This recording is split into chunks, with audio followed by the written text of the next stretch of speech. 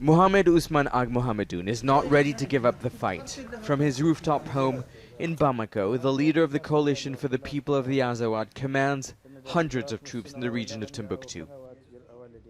MAHEDOUNE is under sanction from the UN Security Council for conducting attacks against UN and French forces. Some of these attacks have been claimed by Jamaat Nusrat al-Islam wal Muslimin, an umbrella organization including Al-Qaeda in the Islamic Maghreb. MAHEDOUNE denies any wrongdoing, saying his only fight is for peace.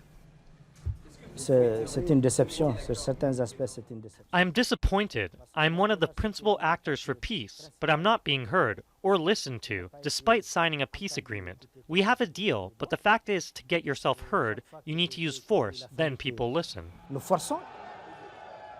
France's president received a hero's welcome in 2013 after French forces intervened in northern Mali to push back rebel groups that had invaded part of the country, among them MAHEDOUNE's troops.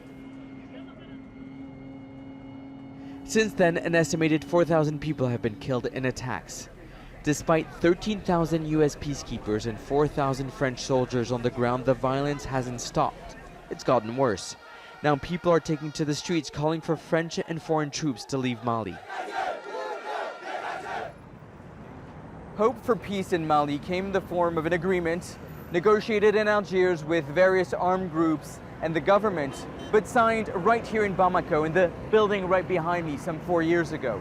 Since, there's been a multiplication of attacks with new armed groups involved in the conflict, and so it seems that that agreement is no longer relevant to the current circumstances Mali faces. Rapper Master SOUMY is calling out President Keita for not doing enough to unite Malians. He's facing a wave of protests for failing to protect the population. Under the peace accord, Keita has to change the constitution and call for a referendum, but there are mounting demonstrations against it. This isn't going anywhere. We are stuck because it's not the constitution that needs to adapt to the agreement, but the agreement needs to adapt to our constitution, which is the rule of law of our country and our people.